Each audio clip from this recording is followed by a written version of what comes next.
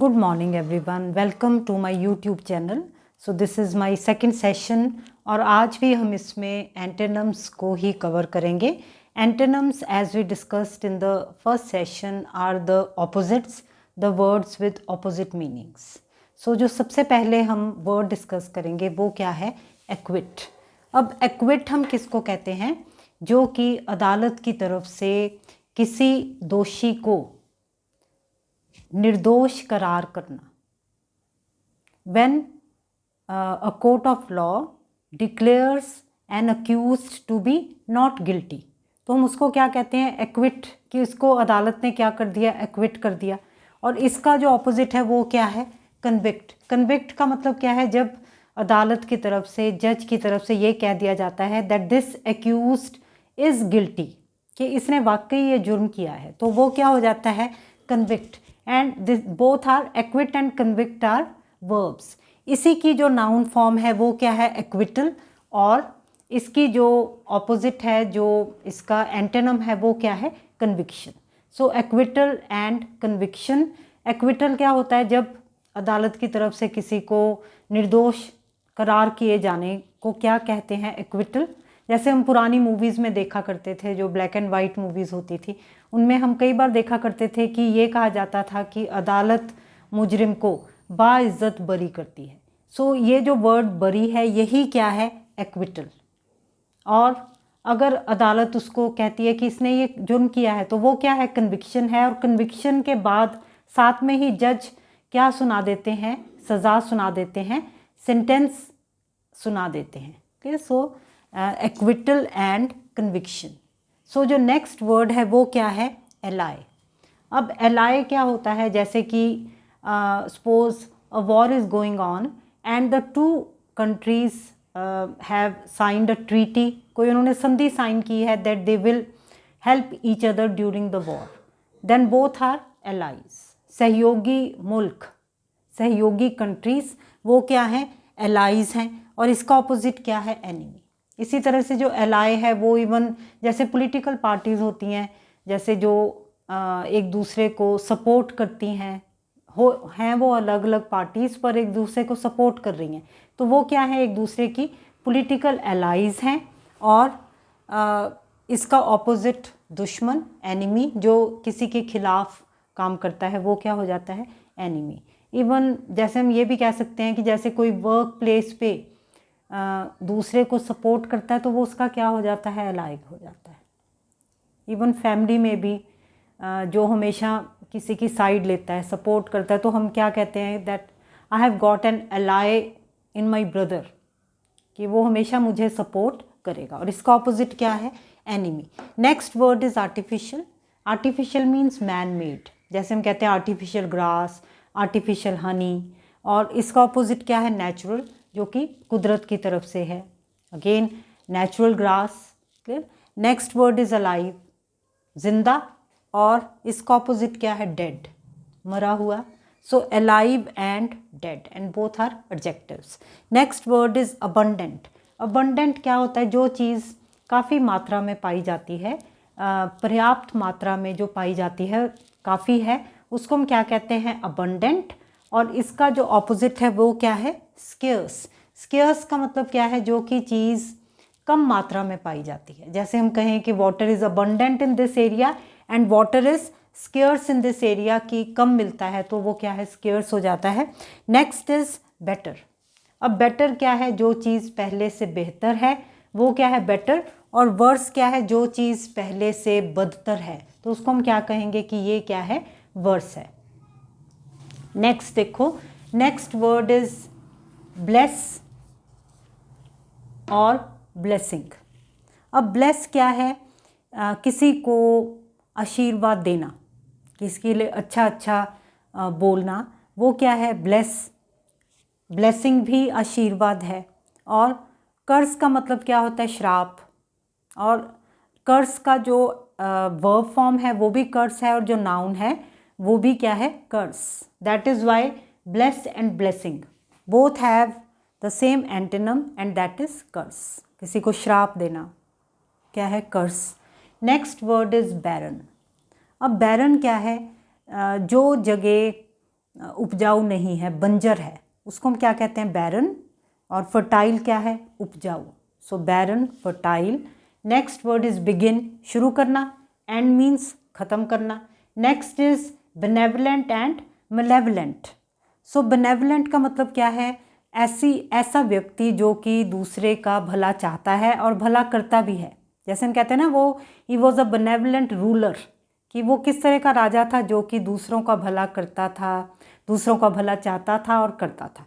इसका जो ऑपोजिट है वो क्या है, मलेवलेंट।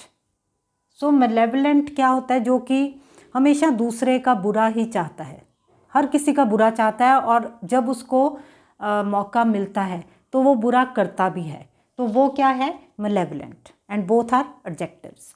नेक्स्ट वर्ड इज बिटर, कड़वा, स्वीट, मीठा, एडजेक्टिव्स। अगेन बोल्ड, बोल्ड हम किसको कहते हैं, जिसमें कि बहुत कॉन्फिडेंस है और वो आगे होकर अपनी बात रखता भी है, कोई भी काम करता भी है, तो हम उसको क्या कहते हैं, बोल्ड है वो। और इसका ऑपोजिट क्या है, टिमिड, एक ऐसा व्यक्ति जो कि बहुत डरता हो, आगे बढ़कर अपनी बात ना कह सकता हो, उसको हम क्या कहते हैं, टिमिड, जो कि दब्बू किस्म का हो। So bold and timid, adjectives. Again next is boon. Boon क्या होता है, जो कि जिसको हम कहते हैं ना कि किसी वरदान की तरह है ये चीज़, वो क्या है, वो बून है। और बेन क्या है, जिसको हम कहते हैं कि ये तो अभिशाप की तरह है। सो बून है, जैसे कि हम कहें ब्राइट। ब्राइट क्या होता है, जो चीज़ चमकदार है, जो चीज़ लाइट एमिट करती है, रोशन है, वो क्या है, वो ब्राइट है। जैसे हम कहें ब्राइट कलर्स, चमकदार रंग। और डल कलर्स क्या होते हैं, जिनमें कि लाइट नहीं होती।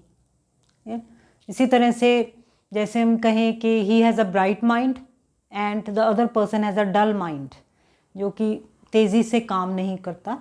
सो ब्राइट एंड डल, जैसे कलर्स के लिए हम जनरली ब्राइट, और even for a person who is intelligent, he has a bright mind, he has a dull mind. Next is bravery. bravery क्या होती है, बहादुरी। और cowardice क्या होती है, कायरता। Next is brave, उसी का adjective है brave, बहादुर। और इसका opposite क्या है, cowardly। अब cowardly क्या है, जो कि डरपोक है, कायर है, उसको हम क्या कहते हैं, cowardly. So brave और cowardly. Next word is beautiful, सुंदर, अगली, बदसूरत, बॉटम, तला, टॉप, सबसे ऊपर वाला, बॉटम और टॉप। सो बॉटम क्या है, सबसे नीचे वाला, टॉप क्या है, ऊपर। बर्थ, जन्म, डेथ, मृत्यु। सो बर्थ एंड डेथ। बाय, खरीदना, सेल, बेचना, वर्ब्स। अगेन चीप, चीप क्या है यहाँ पर, जो चीज़ सस्ती है, चीप। और इसका ऑपोजिट क्या है, डियर। डियर मीन्स जो चीज़ महंगी है। सो एक डियर का मतलब प्रिय भी होता है, पर यहाँ पर इसका मीनिंग क्या है, जो कि चीज़ महंगी है। So dear. अब नेक्स्ट वर्ड क्या है, next is benediction and malediction. अब बेनेडिक्शन क्या है, जिसको हम क्या कहते हैं, दुआ। और मालेडिक्शन क्या है, बद्दुआ। क्लियर। सो जैसे क्रिश्चियन सेरेमनी जो प्रेयर्स होती हैं, उनके एंड में जो प्रीस्ट होता है वो क्या करता है, वो एक प्रेयर करता है, उसको हम क्या कहते हैं, बेनेडिक्शन, दुआ करता है सबके लिए। सो कई बार हम सुनते हैं the priest raised his hands in benediction, कि उसने आशीर्वाद दिया। और मालेडिक्शन क्या है, बद्दुआ देना किसी को। So benediction and malediction. Next is creditor. Creditor क्या है, जो कि लेनदार है, जिससे किसी ने कर्जा लिया हुआ है, वो क्या है, क्रेडिटर, जिसने किसी से कर्जा वसूलना है। और डेटर क्या है, डेटर जो कर्जदार है, जिसके सिर के ऊपर कर्जा है, वो क्या है, वो डेटर है। Next word is confidence. Confidence क्या है, विश्वास। सो यहाँ पर इसका हम किस तरह से मीनिंग लेंगे, अपने आप में विश्वास, स्वयं विश्वास, वो क्या है, कॉन्फिडेंस। और इसका ऑपोजिट क्या है, डिफिडेंस। डिफिडेंस का मतलब क्या है, विश्वास की कमी। So confidence and diffidence. Next word is confess. अब कन्फेस हम क्या किसको कहते हैं, जो कि जैसे किसी ने कोई गलती की है और वो मान लेता है कि ये मेरी गलती थी, तो उसने क्या किया, कन्फेस किया।